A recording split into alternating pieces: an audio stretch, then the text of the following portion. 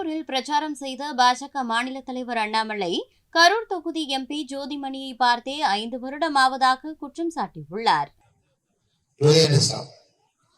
அவர் என்ன சொல்றாரு தெரியுங்களா? நீங்களே கொதிச்சு போய் கிடக்குறீங்க.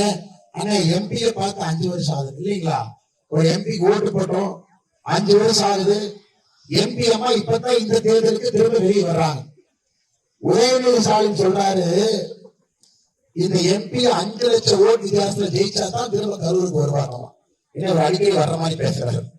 அடிக்கடி வந்து இங்கேயே வந்து கிராமத்துல இங்கேயே படுத்து தூங்கி மக்களுக்கு எல்லாம் திட்டம் சரியா வருதா, ஏழை மக்களுக்கு எல்லாம் கரெக்டா பணம் வருதா?